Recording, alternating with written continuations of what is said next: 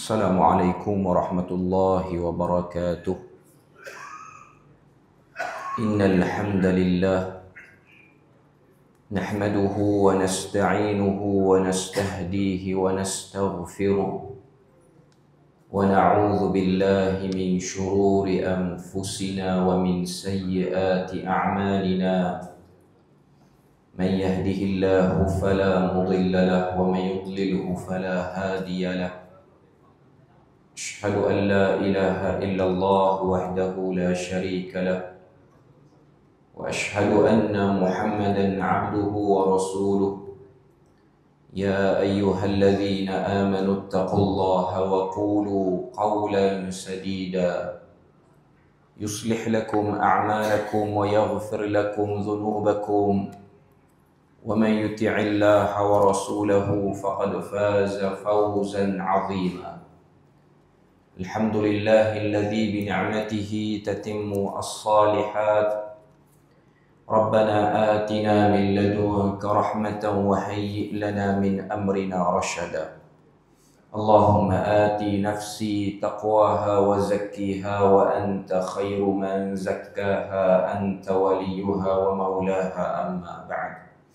Alhamdulillah, syukur kepada Allah Azza wa Jalla kerana dengan rahmat dan juga limpah kurnia yang Allah Ta'ala berikan, dapat kita bersama pada tengah hari ini dalam durus Ramadan, membahaskan tentang maqasid setiap surah dalam Al-Quran.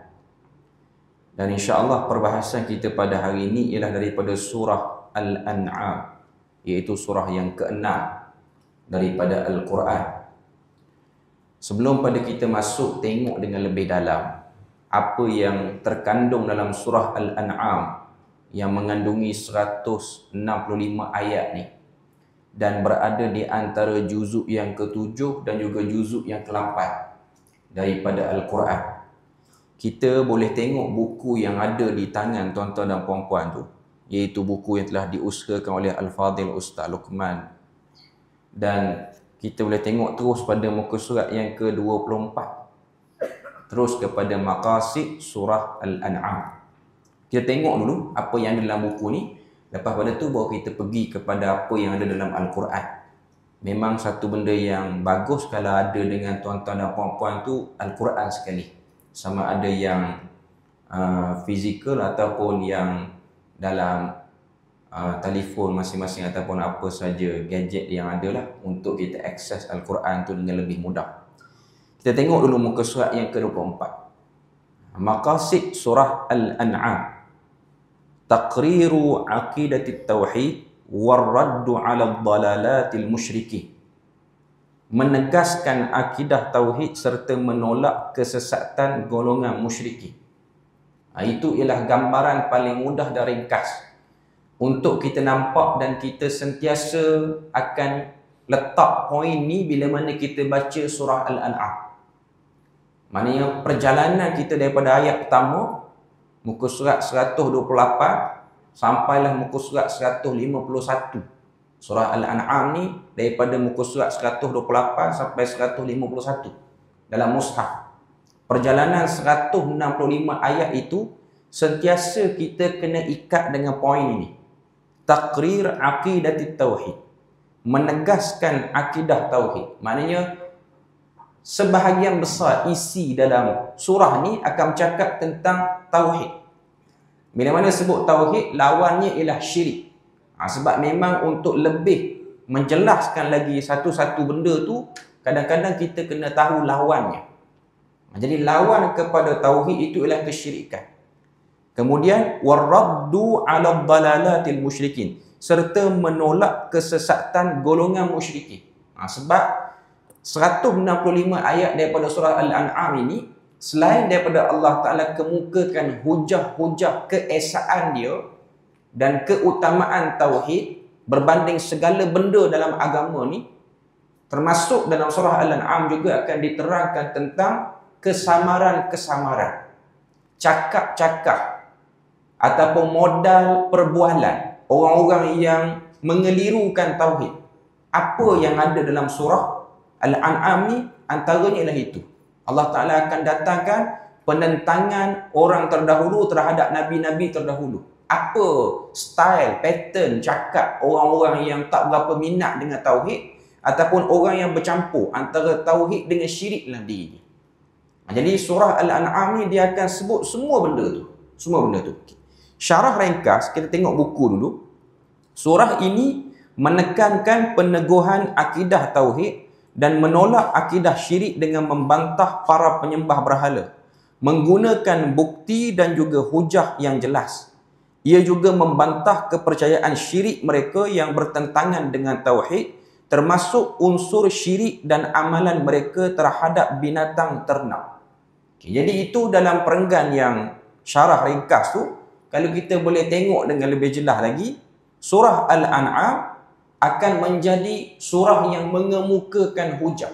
Sebab tu nama lain bagi surah Al-An'am ni, sebahagian para ulama sebut nama lain surah Al-An'am selain nama Al-An'am, namanya juga ialah Al-Hujjah. Nama yang tidak rasmi bagi surah Al-An'am. Sebab memang surah Al-An'am ni Tuhan sendiri cerita tentang diri dia. Sebab tu kita akan tengok dalam surah Al-An'am, antara yang akan banyak berulang ayat-ayat yang berbunyi wahwa, dia. Banyak ayat macam tu. Kita akan jumpa ayat huwallazi khalaqakum wa huwallahu fis samawati wa fil ard. Ayat-ayat macam ni akan banyak kita akan jumpai dalam surah Al-An'am. Tuhan cerita tentang diri dia. Macam mana memahami dan macam mana kita berinteraksi dengan tauhid sesuai dengan yang dikehendaki olehnya sebagai Tuhan yang menciptakan manusia. Jadi oleh itu surah ini dimulakan dan diakhiri dengan tauhid. Ia dibuka dengan firman Allah Ta'ala, iaitu ayat pertama, Alhamdulillahillazi khalaqas samawati wal arda wa ja'ala adh-dhulumati wan nur. Surah Al-An'am ni dia surah yang dimulai dengan Alhamdu. Dia ada beberapa surah dalam Quran yang dimulai dengan Alhamdulillah. Yang kita paling tahu ialah Al-Fatihah lah. Sebab itu ialah bacaan wajib dan kadar ingatan wajib orang Islam terhadap Al-Quran. Selain pada itu ialah surah Al-An'am. Selain pada itu ialah surah Kahfi. Selain pada itu beberapa surah-surah yang lain yang dimulai dengan Alhamdulillah. Dan biasanya surah-surah yang seperti ini, dia memang akan cakap tentang tauhid menjadi tonggak utama. Sebab tu surah Al-An'am, kalau kita nak padu dengan surah Kahfi pun sama. Sebab openingnya lebih kurang. Alhamdulillahillazi anzala ala abdihil kitaba wa lam yaj'al lahu iwaja. Itu ayat pertama surah Kahfi. Ayat pertama surah Al-An'am, Alhamdulillahillazi khalaqas samawati wal arda wa ja'ala adh-dhulumati wan nur. Pun lebih kurang. Walaupun terjemahan lain, tapi opening surah tu sama. Dia macam Al-Fatihah jugalah. Al-Fatihah pun antara induk ataupun tonggak utama dalam surah Al-Fatihah tu ialah tauhid. Alhamdulillahirabbil. Kemudian Tuhan sebut tentang isu-isu tauhid dan juga isu-isu berkaitan benda yang mencederakan tauhid. Antaranya ialah jejak langkah orang-orang yang dilaknat dan juga jejak langkah orang-orang yang sesat. Sebab tu dalam surah Al-Fatihah dia ada siratal ladzina an'amta alaihim ghairil maghdubi alaihim waladdallin. Al-maghdub dan juga ad-dallin. Sebab antara benda yang kita kena bimbang, tauhid ni dia boleh tercalar dengan hanya terdengar ataupun terbiasa dengan kebiasaan orang-orang yang bercampur antara tauhid dan juga antara syirik. Dia campur dua dalam kehidupan seharian dia. Sebab tu kalau kita tuan-tuan dan puan-puan yang baca Quran dalam bulan Ramadan ni, yang tadarrus ke, yang baca sendiri ke, kalau kita melalui bacaan Al-Quran yang konsisten dalam bulan Ramadan, maknanya hari ni kita dah juzuk yang kelima. Kalau kita perasan, juzuk 1, juzuk 2, dua-dua tu dalam surah Baqarah. Surah Baqarah ni, sebenarnya Baqarah dengan Ali Imran bercakap tentang siapakah Ad-Dallin dan siapakah Al-Maghdub yang kita baca dalam Al-Fatihah tu. Sebab tu mungkin tuan-tuan dah dengar matlamat yang pada surah Al-Baqarah dan juga surah Ali Imran. Cuma secara umum, mungkin tambahan yang tuan-tuan boleh lihat. Surah Baqarah ni, dia kaya dengan cerita kepada kita muslihat-muslihat mereka-mereka yang disebut dengan Al-Maghdub dengan Ad-Dallin tu. terutamanya ahli kitab. Sebab tu mudah cerita, ada 9 kriteria ataupun 9 ciri yang ada pada ahli kitab Yahudi khususnya, yang kalau kita tak hati-hati dengan 9 benda ni, kita mungkin terjebak dan terkena penyakit sama macam ahli kitab Yahudi tu, Bani Israel tu. Cuma tak ada cukup masa lah nak cerita semua benda tu. Kalau tuan-tuan buat penelitian sendiri. Saya ingat waktu ikut daurah, waktu belajar tafsir ni dengan guru kami di Besut, Terengganu ni, antara benda yang dia kongsikan, cara terbaik untuk kita berinteraksi dengan Quran pada bulan Ramadan ni, dia cerita ni ialah cara dia belajar di India, Pakistan. Dia kata antara kebiasaan orang-orang alim di sana, bila mana masuk bulan Ramadan ni, 2 minggu pertama ataupun 10 awal Ramadan ataupun seminggu Ramadan, ada orang ambil 2 minggu pertama, ada orang ambil 10 awal, ada orang ambil seminggu pertama, dan ada orang ambil 3 hari yang awal. Kebiasaan di sana, dia orang akan baca Quran bagi khatam dalam tempoh tu dulu. Walaupun orang kata apa, bacaan tu tak faham.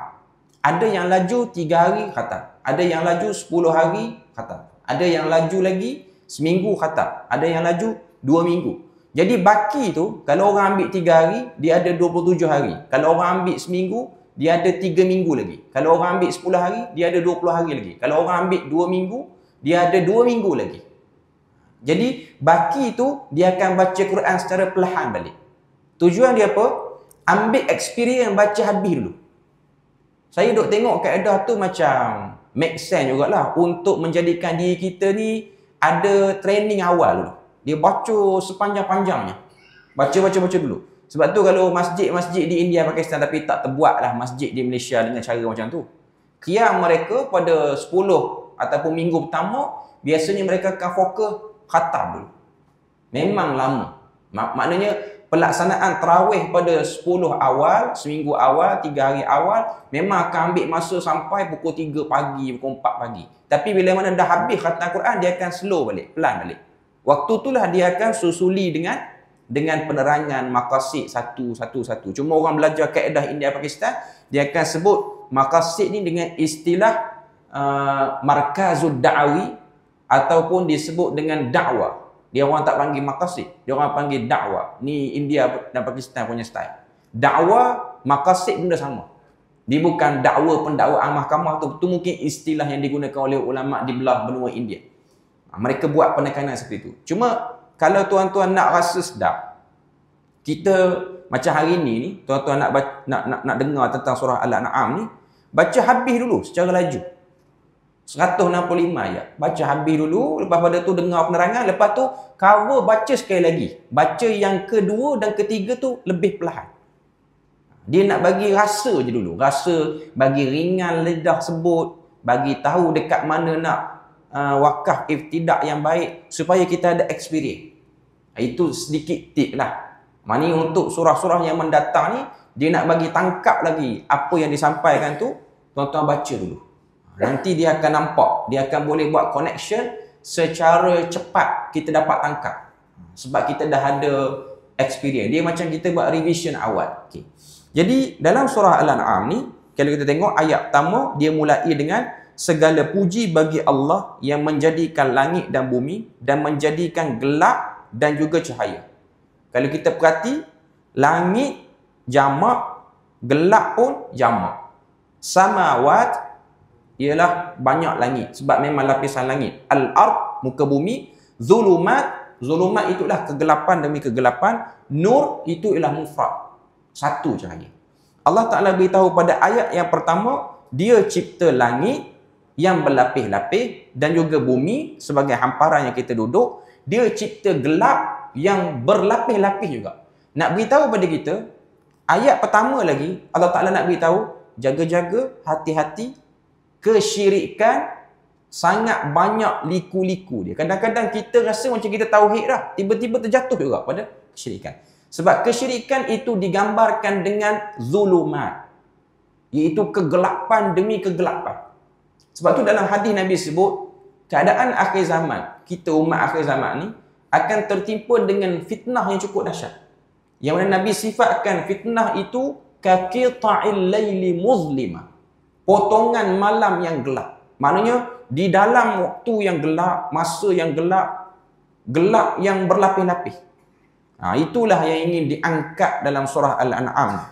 Kemudian muka surat yang ke-25, dan di akhirnya Allah Azza wa Jalla berfirman, iaitu ayat yang ke-161 dan juga ayat yang ke-163. Yang ni kalau kita buka mushaf, muka surat 151 dah.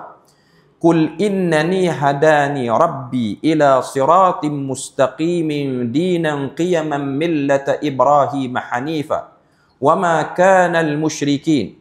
Qul inna salati wa nusuki wa mahyaya wa mamati lillahi rabbil alamin la syarika lahu wa bidzalika umirtu wa ana awwalul muslimin. Jadi itu ending kepada surah Al-An'am. Tuhan datangkan kepada kita ending surah Al-An'am ni, penutup surah Al-An'am dengan Tuhan kata ayat 161 tu, Qul innani hadani. Katakanlah sesungguhnya aku telah diberikan petunjuk hidayah dari Tuhanku ke jalan yang lurus, iaitu jalan yang benar. Lalu Tuhan pun bagi sampel. Siapakah orang yang pernah hidup atas dunia dan telah merealisasikan benarnya tauhid dia? Ibrahim. Lalu disebut situ millata Ibrahim, kebiasaan ataupun pengamalan yang dilakukan oleh Nabi Ibrahim, hanifah, dia seorang yang lurus, seorang yang bersih tauhidnya, wa ma kana minal musyrikin, dan tidaklah Ibrahim itu daripada kalangan orang yang musyrik. Sebab tu datanglah kata-kata Nabi Ibrahim situ, qul inna salati wa nusuki, katakanlah sesungguhnya salatku dan juga ibadatku. Nusuk tu maksudnya lah ibadat semua sekali. Salat, puasa, zakat, haji, zikir semua. Kenapa disebut nusuk? Sebab ianya ialah perumpamaan kepada berharganya ibadah yang kita buat. Sebab dalam bahasa Arab, perkataan nusuk mari pada perkataan nasikah yang bermaksud emas dan perak.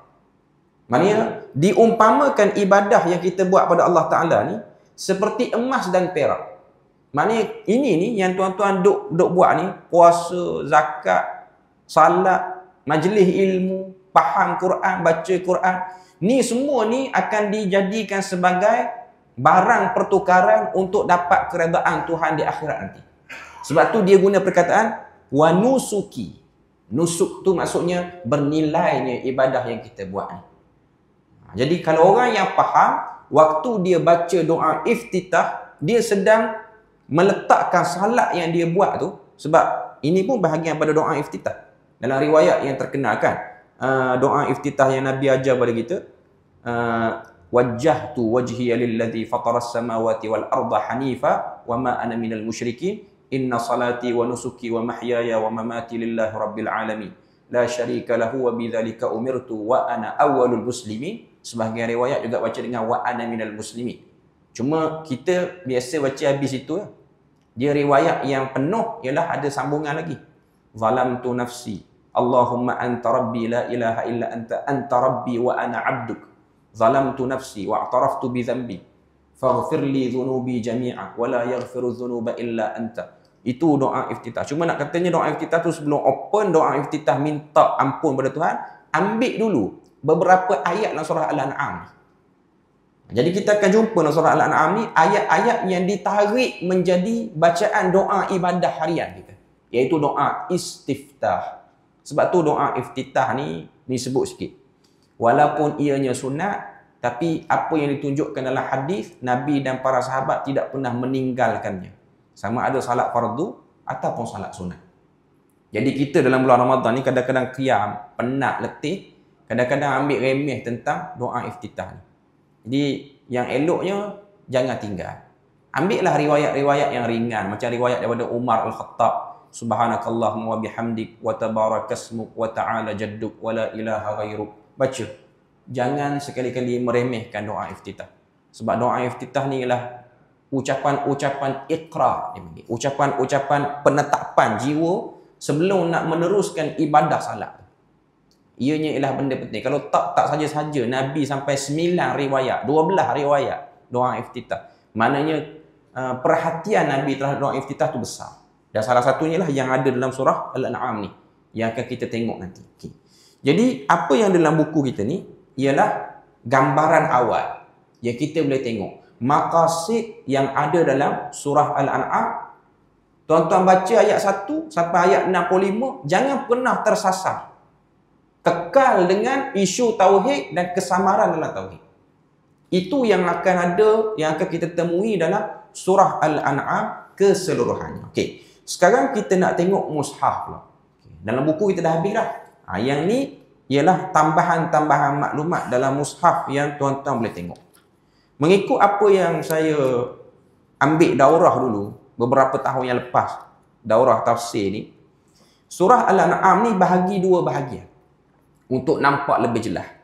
Bahagian pertama, ayat 1 sampailah ayat yang ke 73.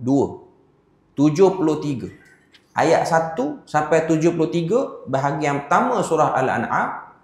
Bahagian kedua 74 sampailah habis surah Al-An'am, iaitu ayat 165. Sebab apa dibahagi dua bahagian?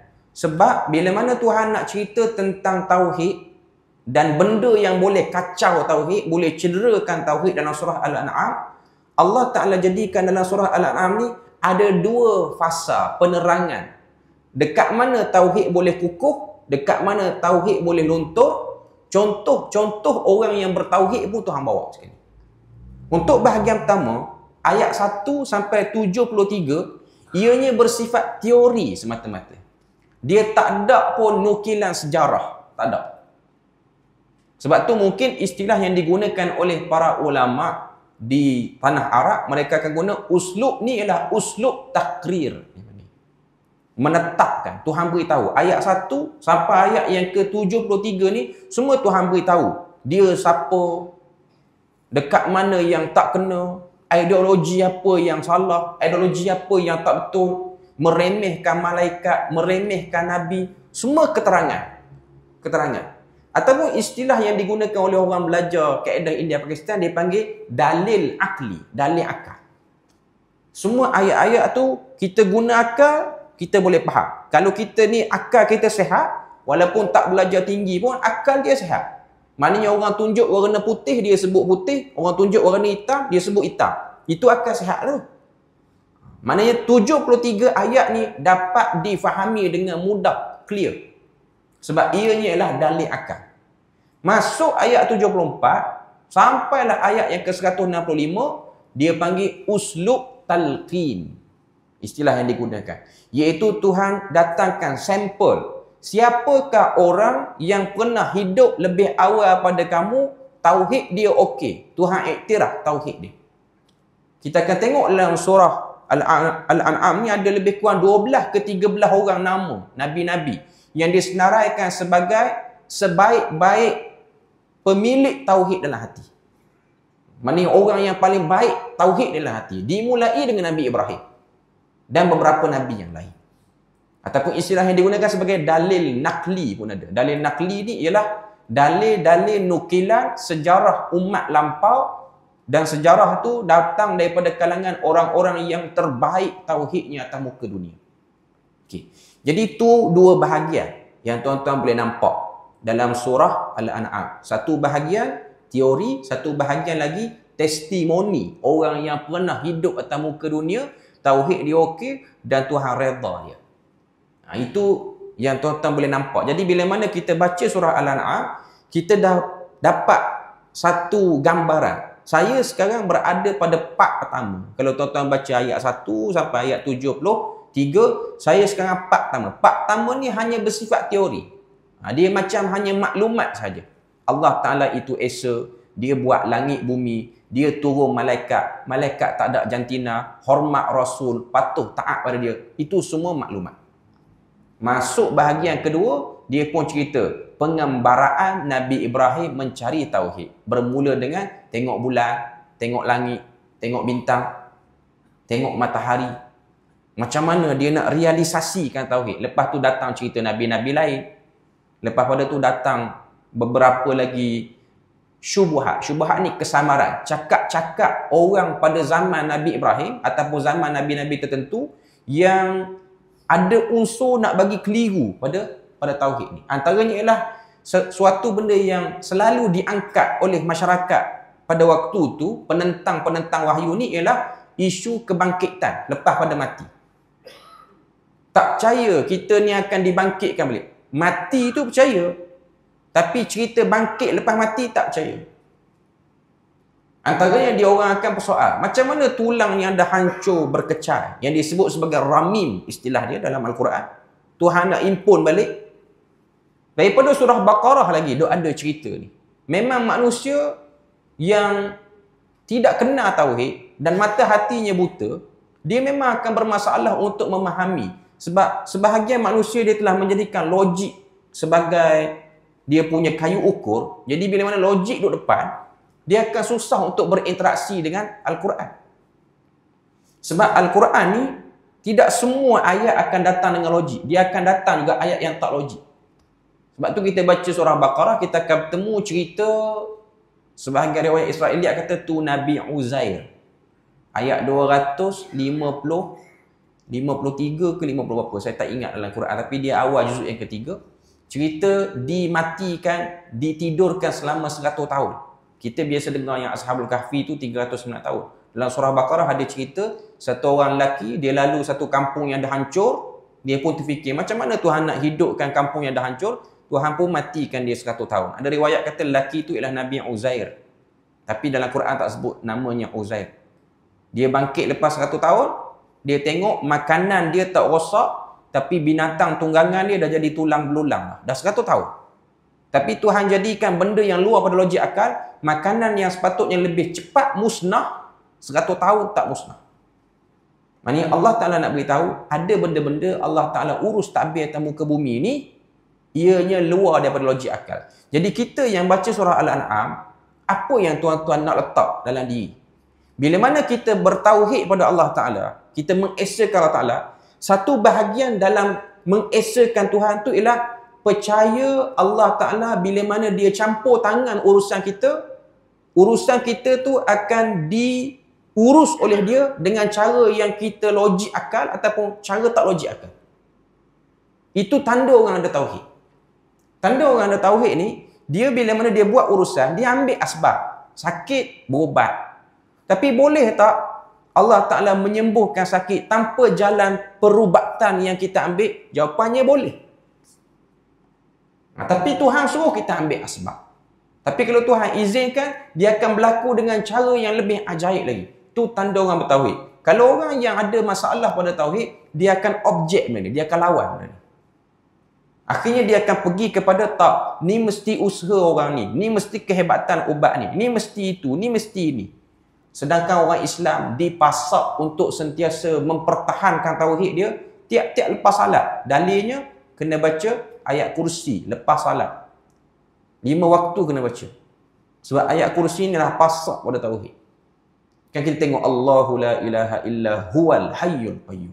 Dan Tuhan sebut wala yauduhu hifdzuhuma. Tidak penat Allah Ta'ala mengurus langit dan bumi. Adakah Allah Ta'ala penat nak urus urusan kita? Dia urus langit bumi hari-hari. Hari-hari Tuhan urus langit bumi. Adakah kita mengadu masalah keuangan kita, masalah pergaulan kita, masalah komuniti kita, Allah Ta'ala tak mampu untuk uruskan? Lebih mampu. Cuma Allah Ta'ala ingin menguji kita. Dan ingin menjadikan kita sejauh mana bertawakal pada dia. Okay. Untuk kita tengok dengan lebih baik lagi, apa yang kita boleh nampak dan kita boleh ambil manfaat secara ringkas, sebab kita pun tak cukup masa untuk kita bahas semua. Okay. Antara teknik yang digunakan waktu saya belajar dengan Maulana Abdul Hadi di Besut ni, sekarang ni pun daurah dia duk jalan lagi. Maulana Abdul Hadi bin Yaqub ni salah satu orang Malaysia kita yang belajar di bidang tafsir lah di India, Pakistan. Cuma kita mungkin kurang kenal dia sebab dia memang jenis tidak ada rakaman video, dia ada rakaman suara. Dia kata apa, satu tokoh lah, dan kecenderungan dia terhadap sunnah apa semua pun ada. Cuma mungkin dengan dia pilih cara tu, orang kurang nampak menonjolnya dia. Okay. Antara kaedah yang dia gunakan bila mana kita orang ikut daurah tafsir dia tu, ialah dia suruh kita tengok bila mana kita pergi satu surah. Contoh kita nak pergi surah Al-An'am ni, cara paling terbaik untuk orang yang blur, tak nampak apa lagi surah Al-An'am, Cuma tahu je. Tauhid ada dalam surah Al-An'am, dan lepas pada tu tahu dalam surah Al-An'am ni ada cerita pembatal pada tauhid. Apa dia? Okay. Cara dia, apa yang digunakan oleh kaedah guru kami ni ialah 10 ayat awal, 10 ayat akhir. Tengok opening, tengok ending dia. Ini cara untuk tuan-tuan berinteraksi dengan surah-surah yang jenis 100 ayat ke atas. Sebab surah Al-An'am ni dia masuk dalam sab'ut tiwal, 7 surah yang panjang.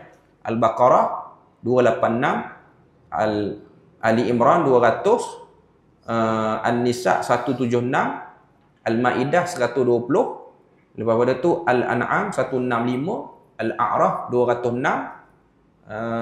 Al-Anfal 75, At-Taubah 129. Ini 7 surah yang panjang.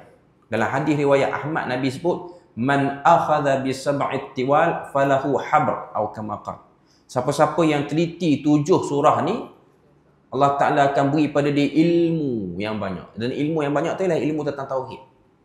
7 surah ni lebih kurang 10 juzuk awal lah. Sebab dia ada khilaf, habis dekat Al-Anfal ke habis dekat At-Taubah. Sebab kalau habis dekat Al-Anfal 207 muka surat. Tapi kalau tengok hadis-hadis Nabi, kalau Nabi qiyam, Nabi salat qiyam, dalam riwayat-riwayat daripada Aisyah ataupun sahabat-sahabat yang ikut follow qiyam Nabi ni, Nabi kalau qiyam salat 1 rakaat, kebiasaannya Nabi akan baca daripada Al-Baqarah sampailah kepada Al-A'raf. Kebanyakan riwayat sebut. Maknanya sampai kepada Al-A'raf. Maknanya Al-An'am masuk sekali dalam tu. Lepas pada tu pergi pada Al-A'raf. Sebab ketujuh surah ni memang 7 surah yang panjang.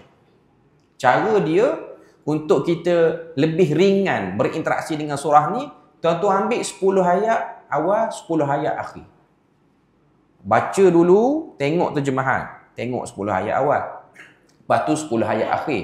Baca terjemahan, baca ayat dia. Itu cara interaksi. Lepas pada tu pergi lebih besar sikit. 20 ayat awal, 20 ayat akhir. 30 ayat awal, 30 ayat akhir. 40 ayat awal, 40 ayat akhir. Dengan cara ni, dia tak wajib pun. Cuma saya sebut ni lah cara nak bagi otak kita ringan sikit. Sebab kadang-kadang kita baca dengan mendatar macam tu, dia jadi macam kita cepat bosan. Jadi kita buat macam tu. Kita buat depan belakang, depan belakang, depan belakang. Lepas pada tu, lepas kita dah nampak, baru kita balas dengan bacaan daripada awal sampai akhir balik.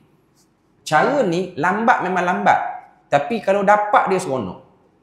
Dia nampak apa yang sedang dibahaskan tu. Sebab tu dia akan menjadikan kita qiyam tu, kita akan nampak apa yang dibahaskan. Okay. Kita tengok, okey, tuan-tuan. Muka surat 128. Okay. Tuhan sebut dalam surah Al-An'am. Tuhan sebut pada ayat pertama, segala puji bagi Allah yang menciptakan langit dan juga bumi, dan juga menjadikan kegelapan itu dan juga cahaya. Maknanya Tuhan jadikan langit, bumi, gelap dan juga cahaya. Nak sebut pada kita bahawasanya Tuhan highlight benda-benda besar. Tuhan highlight langit, bumi. Ianya satu benda yang besar untuk kita teliti. Langit, entah berapa lapis langit.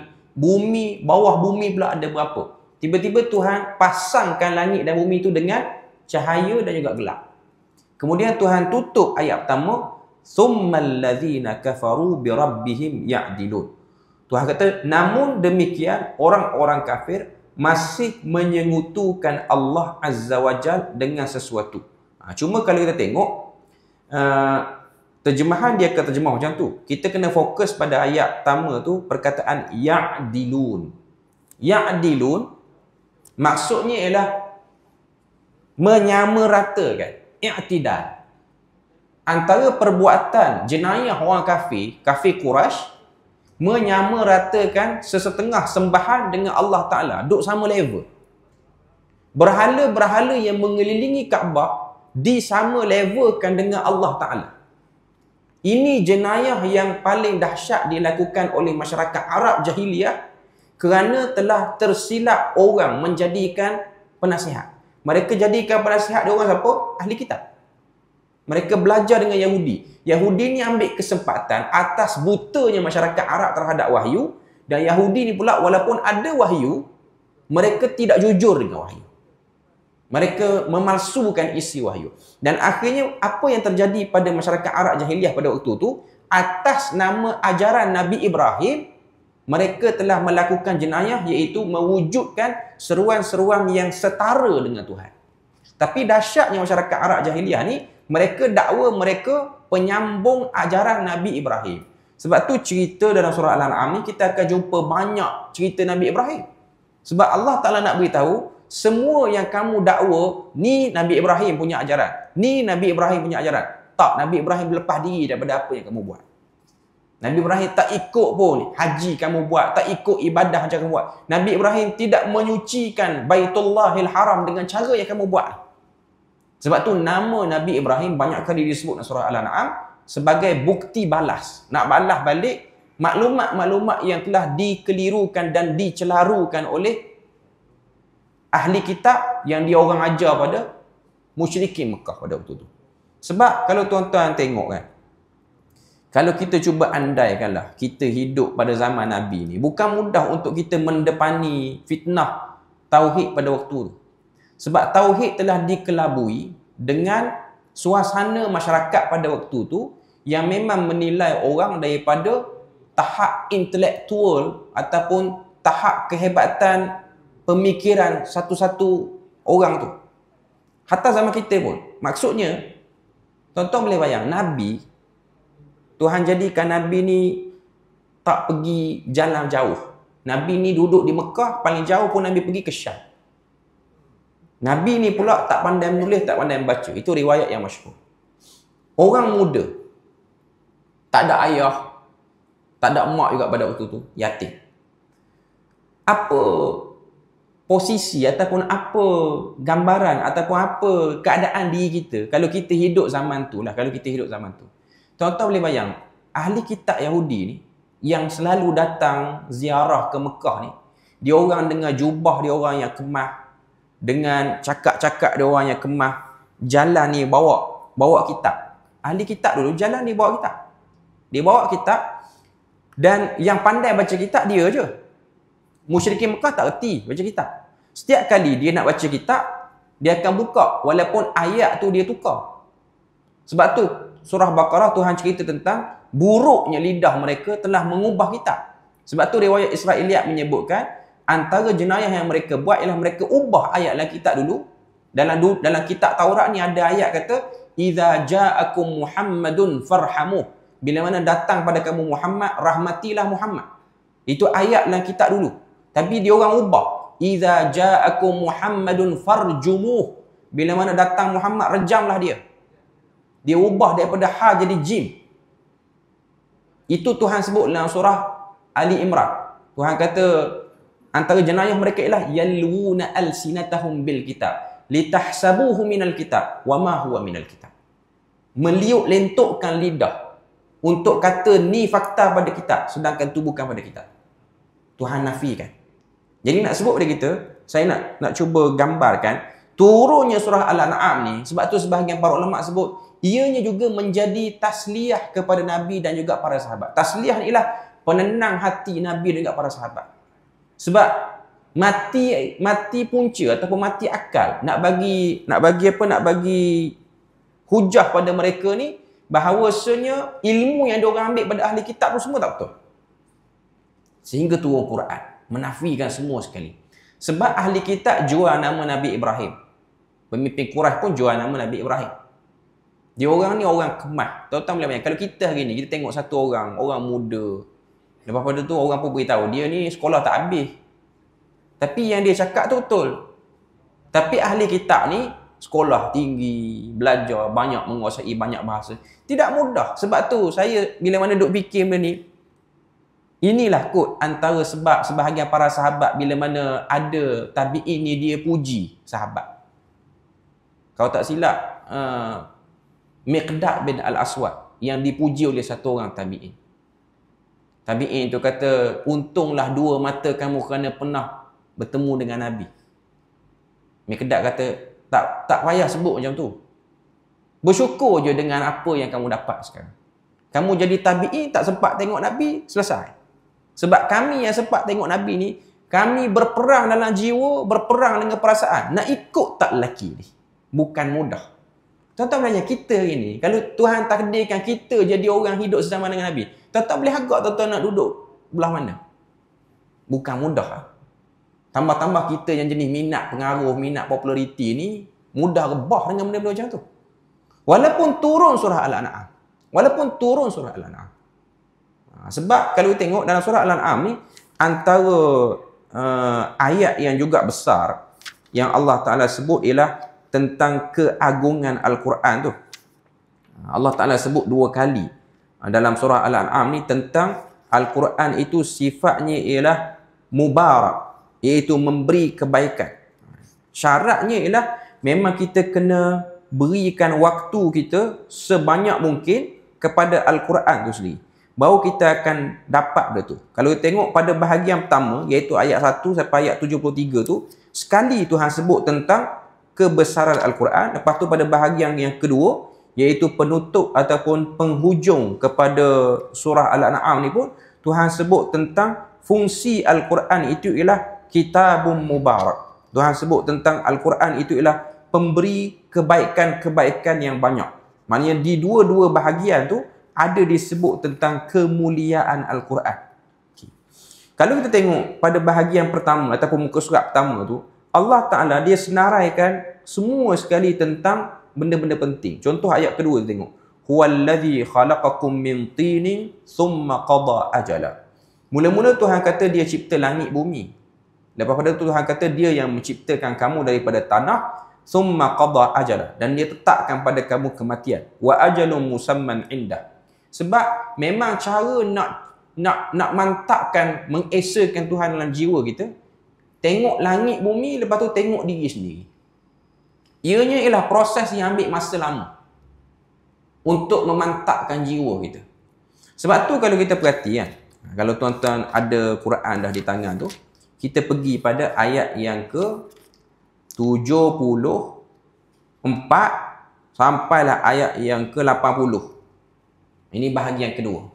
Dia bagi contoh apakah yang dilalui oleh Nabi Ibrahim waktu nak dapat tauhid tu. Mula-mula sekali Tuhan sebut pada ayat 74. Wa idz qala Ibrahimu li abihi azara atattakhidhu asnaman alihah. Ingatlah ketika mana Ibrahim berkata kepada ayahnya Azar, adakah patut kamu menjadikan berhala-berhala ini Tuhan? Inni araka wa qaumaka fi dhalalim mubin. Bermula rasa nak mentauhidkan Tuhan ialah rasa galaknya Nabi Ibrahim terhadap kebiasaan ibadah kaum dia. Bila mana kita tengok satu kaum yang tak betul cara ibadah dia, pasti akan ada dalam hati mana-mana yang duduk dalam kaum itu ada rasa kritik terhadap sembahan. Ada rasa tak kena. Ini normal. Sebab tu kita akan tengok sahabat yang mulia macam Abu Umamah Al-Bahili kan.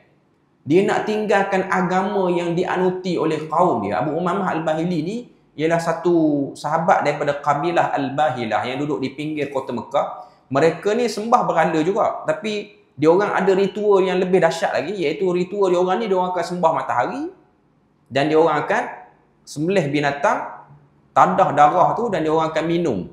Semua kabilah dia akan minum. Dia macam semi-cannibal. Dia belum cannibal lagi. Cannibal ni makan orang. Semi-cannibal. Dia makan binatang dengan cara yang tragis.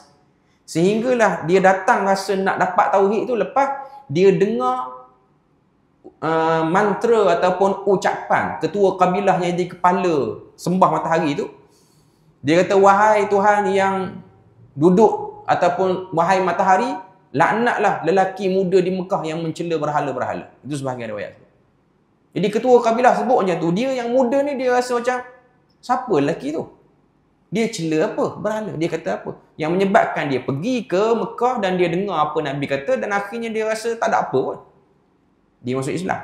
Cuma nak katanya, minda kritis ni ialah benda yang akan ada. Sebab tu saya sebut pada tuan-tuan dan puan-puan, manusia ni, manusia-manusia yang masih lagi dalam kegelapan kesyirikan. Sebab kita tahu kesyirikan ni dia bukan kena pada orang yang bukan Islam. Orang Islam yang pengamalan tak betul pun dia orang terperangkap dengan benda tu. Sebab kita kena tahu orang Islam ni berbagai-bagai pattern anutan dia pun. Kalau tuan-tuan tengok orang-orang Islam, tak payah ambil jauh. Tuan-tuan ambil Islam yang diamalkan di negara jiran, di Indonesia. Dah ada beberapa aliran yang berbeza-beza. Jadi, dia orang akan ada minda kritik dia tu. Ataupun minda kritis dia. Sebab tu kalau tuan-tuan baca sejarah Muhammadiyah, sebab apa Kiai Ahmad Dahlan dia jadi nak kritik amalan masyarakat Jawa pada waktu tu? Kerana bila mana berdoa, mesti nak kena ada kemian. Sebab kemian tu dikatakan pembawa doa-doa tu ke langit melalui asap dia. Dia jadi kritik situ. Dan benda ni, orang Melayu kita di Malaysia ni duk ada lagi percaya benda tu. Ada lagi percaya. Fungsi kemian dalam majlis-majlis doa selamat ni ialah fungsi kemian asap dia tu memustajakkan doa. Jadi yang muda-muda ni dia akan saja, takkan Tuhan memerlukan teknologi yang sekuno itu untuk mendapat mendengar doa-doa hamba dia. Jadi Nabi Ibrahim macam itulah. Dia tengok sembah berhala, dah lah berhala tu kita sendiri yang okey. Tiba-tiba nak kena sembah yang tu. Kemudian apa kata Allah Taala ayat 75, wa kadzalika nuri Ibrahim malakutas samawati wal ard waliyakuna minal mukminin. Oh, ayat ni besar. Allah Ta'ala kata, dan demikianlah kami lihatkan pada Ibrahim kekuasaan kami yang ada di langit dan juga ada di bumi. Dia jadikan Nabi Ibrahim nak tengok langit, nak tengok bumi.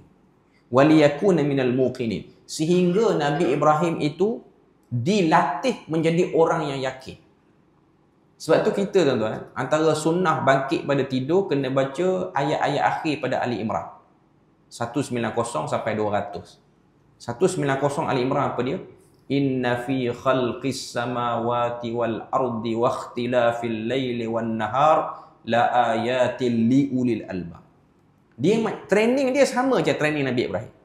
Tambah kita di Perlis ni tuan-tuan. Kita keluar rumah dan baca ayat tu sambil kita memandang langit. Kalau tuan-tuan buat benda tu, cuba try buat. Dia mungkin buat kali pertama dia blur ni. Tapi buat. Sebab dalam sunnah Nabi buat macam tu. Nabi buka tingkap atau Nabi keluar, Nabi baca. Yang paling terbaiknya ialah bangkit tidur tu, terus buka tingkap dan tengok. Tapi pada saya lah dia agak sukar untuk kita buat. Sebab kalau kita buat macam tu kan dia macam tak senonoh pula dengan bekas tidur pun tak hilang lagi apa semua. Saranannya ialah tuan-tuan mandilah dulu sebelum nak pergi masjid apa semua, sambil-sambil tunggu enjin kereta panas apa semua, keluar tu tengok dalam pagar rumah kita. Dia mesti akan ada sesuatu bila mana kita buat benda tu. Mesti akan ada. Tuan-tuan akan rasa berbeza. Ni saya cakap ni pengalaman peribadi. Okay. Bila mana kita buat benda tu, Tuhan akan jadikan pandangan kita terhadap langit sebelum ni dengan pandangan kita terhadap langit selepas pada kita baca, dia berbeza. Dia macam orang bersahur macam bulan Ramadan ni, dia bersahur kerana dia nak makan. Tapi orang yang bersahur kerana nak makan dan nak beristighfar, jiwanya berbeza. Makanan sahur itu akan dilimpahi dengan berkah bila mana disusuli dengan istighfar. Pandangan ke langit akan dilimpahi dengan berkah bila mana disusuli dengan keinginan nak mentauhidkan Tuhan. Jangan tengok langit hanya kosong macam tu. Tengok. Oh, dah termakan bulan, dia pandai pada ahli falak lagi. Ada setengah orang macam tu. Kan ada setengah-setengah orang yang tengok bulan. Kita ni dah lebih dah ni Ramadan ni. Ahli falak kira macam mana. Dia lagi pandai pada ahli falak. Kadang-kadang ada benda tu tak membantu. Yang diperlukan ialah tengok bulan sehinggalah menjadi orang yang menyebut dalam surah Ali Imran Tuhan sebut alladzina yadhkuruna Allaha qiyaman wa qu'udan wa 'ala junubihim wa yatafakkaruna fi khalqis samawati wal ardh rabbana ma khalaqta hadza batila. Kita nak sampai tahap macam tu.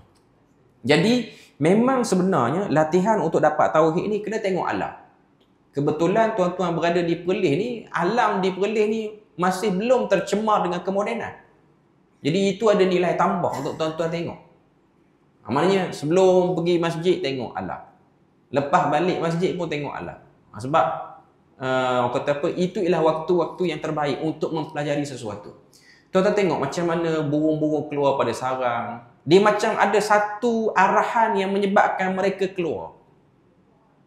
Ini pengalaman peribadi. Mungkin sebab kawasan rumah saya di Perlis ni, dia memang sawah terus. Kita buka itu terus sawah. Bila mana saya perhati tengok pukul 7.20, 7.15, dia macam ada satu grup burung daripada satu arah ni, dia akan bergerak ke sana.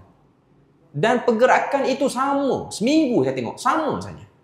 Pergerakan yang sama. Dia tak ada seekor tiba-tiba terpeleot lalu jalan lain, dia tak ada. Dia macam satu arahan. Sebab tu kalau kita tengok, dia akan sampai pada tahap Rabbana ma khalaqta hadza batila. Di situ kita akan dapat rahsia tauhid yang sebenar. Di situlah kita akan start menghargai. Sebab ada itulah tuan-tuan akan jadi duduklah di belahan bumi mana pun, tuan-tuan tidak akan jual tauhid ni. Tidak akan jual tauhid ni. Sebab masa kita terhad, cuma saya nak sebut, itulah antara benda-benda yang tuan-tuan boleh tengok daripada surah Al-An'am. Sebab Al-An'am itu ialah binatang ternak. Binatang ternak ialah binatang-binatang yang berkeliling dengan masyarakat Arab. Maknanya, hari-hari dia orang akan tengok biri-biri, dia orang akan tengok kambing, dia orang akan tengok unta. Di setiap pagi, dia tengok pergerakan unta, pergerakan biri-biri. Walaupun ianya tidak diajar, dan ada sebahagian unta-unta, biri-biri, kambing-kambing itu yang hidup lebih awal berbanding kita hidup. Tapi dia macam ada satu sistem yang mengarah mereka. Tanpa kita ketahui siapakah yang mendidik mereka secara formal. Tak nampak dia orang pergi sekolah pun. Tak nampak dia orang ada training khusus pun. Tapi benda tu berlaku. Inilah buah-buah daripada keesaan yang ingin dikeluarkan. Daripada situ, kita akan letakkan diri kita, ya Allah, sebenarnya memang semua benda yang berlaku dalam hidup aku pasti ada campur tangan. Sebab saya duk ingat waktu zaman belajar daurah tafsir ni, ayat-ayat yang ada unsur tauhid ni, macam 7 ayat awal ni, Al-Baqarah, Ali Imran, Al-Maidah, An-Nisa, Al-An'am sampai Al-A'raf ni, dia nak masukkan dalam jiwa kita ialah rasa Tuhan sedang campur tangan dalam urusan kita. Itu. Hatta pada benda paling simple sekali. Tuan-tuan masukkan kunci kereta dalam lubang kunci, hidupkan enjin, Tuhan sedang campur tangan di situ. Di situ. Sekarang orang dah pakai keyless lah. Cuma nak sebutnya lah, bila mana kita dapat kemantapan tauhid, kita tidak akan pernah melengahkan. Sebab tu, mulut akan terus ringan. Subhanallazi sakhkhara lana hadza. Terus. Dia akan auto. Dia akan auto. Sebab hati dia akan terus connect dengan membesarkan Tuhan. Sebab tu cara untuk satu orang tu dia lunak dengan zikir, dia kena perjelas bab tauhid dia dulu. Sebab tu kita baca surah Al-An'am, kita akan tengok macam mana Tuhan kata baca Quran. Baca Quran banyak-banyak. Sebab Quran tu akan menurunkan keberkatan. Keberkatan itulah yang akan menghapuskan kekotoran dalam hati kita. Jadi dalam surah Al-An'am sebagai penutup yang kita boleh ambil ni ialah, kalau kita tengok dua ayat yang saya boleh sebut kepada tuan-tuan dan puan-puan, iaitu ayat yang memang dah kita selalu baca dah, iaitu ayat dalam surah, dalam doa iftitah kita, ayat 79. Ayat 79 surah Al-An'am, muka surat 137. Ni yang kita duk baca dalam doa iftitah. Inni wajjahtu wajhiya lillazi fataras samawati wal arda hanifa. Aku hadapkan wajahku kepada yang mencipta langit dan bumi dan juga yang menjadikan agama yang lurus. Wa ma ana minal musyriki. Tuhan nak beritahu pada kita, bila mana kita tengok langit bumi, mesti kita akan hanif. Sebab tu benda yang tak betul, orang yang pergi tengok langit bumi ataupun tengok bumi, tiba-tiba dia tidak hanif, dia bengkok. Ada benda tak kena. Kan ada sebahagian orang kan dia minat healing. Healing pun hiking, naik bukit. Baguslah. Untuk kesihatan jantung dia, kardio. Tapi ada orang dia naik bukit time dekat-dekat maghrib. Dia turun dah isyak dah. Lepas tu semayang jamak isyak dengan maghrib. Kalau jamak kalau tak semayang lagi haru biru lah. Sepatutnya dia naik ke langit, dia naik ke bukit tu, dia lebih lagi mentakzirkan. Dia tengok matahari patuh waktu, dia akan tenggelam waktu ni. Jadi kita kena patuh dengan arahan Tuhan. Masuk waktu salat, pergilah salat. Itu arahan Tuhan. Itu bentuk mengesakan Allah Azza wa Jalla. Belajar pada alam. Tapi cuma nak sebutnya lah, yang menariknya ayat ni, dia ikat nak bagi hanif tu, kena sebut Tuhan cipta langit bumi. Tuan-tuan boleh bayang, banyak makhluk yang ada atas dunia, Tuhan cipta binatang, Tiba-tiba yang di-highlight oleh Nabi Ibrahim ialah fataras samawati wal ard. Pencipta langit dan bumi. Sebab tu saya ingat waktu belajar dengan Maulana Hadi ni, baca ayat ni, ayat 79 ni, syarahan ayat 79 surah Al-An'am ni duduk di mana tuan-tuan? Dia duduk dalam surah Fatir, 45 ayat. Satu surah tu. 45 ayat tu ialah surah yang cerita tentang siapakah fataras samawati wal ard. Sebab tu dalam surah surah Fatir, antara ayat paling besar sekali ialah innama yakhshallaha min ibadihil ulama. Ayat tu. Sebab orang yang ada tauhid pasti akan ada takut pada Allah Ta'ala. Dia tidak akan buat lebih daripada kadar yang Tuhan suruh. Satu lagi ayat yang terakhir yang kita boleh ambil sebagai pedoman daripada surah Al-An'am dan penjelas kepada matlamat utama surah Al-An'am ini ialah ayat yang ke 162 dan juga 163 dalam surah Al-An'am, muka surat 150, iaitu ayat yang berbunyi, kita dah sebut tadi, qul inna salati wa nusuki wa mahyaya wa mamati lillahi rabbil alamin la syarika lahu wa bidzalika umirtu. Memanglah tu kata-kata Nabi Ibrahim, tapi kita baca untuk diri kita. Aku tidak syirik padamu wahai Tuhan, dan demikianlah aku diutuskan. Kita semua ni tuan-tuan diutuskan untuk tidak mensyirikkan Tuhan. Sebab tu nanti kalau kita pergi ke surah Al-A'raf, kita akan masuk kepada satu part dalam surah Al-A'raf tu, Tuhan cerita tentang pengakuan kita di alam roh. Alastu bi rabbikum qalu bala syahidna. Bukankah aku Tuhan kamu? Kita semua jawab, engkau Tuhan. Yang jawab tu semua termasuk yang kafir ni. Termasuk yang jawab hari ni lah Trump yang jadi Amerika Syarikat punya presiden. Dia pun jawab benda sama, tapi dia tersasar. Semua manusia jawab. Okay. Kita baca wa bidzalika umirtu wa ana awwalul muslimin. Ini kata-kata Nabi Ibrahim.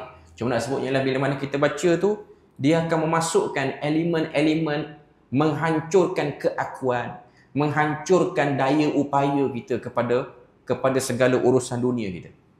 Sebab tu fitnah keberhalaan yang berlaku kepada kita yang bukan penyembah berhala secara fizikal ialah keberhalaan dalam bentuk daya upaya kita ni.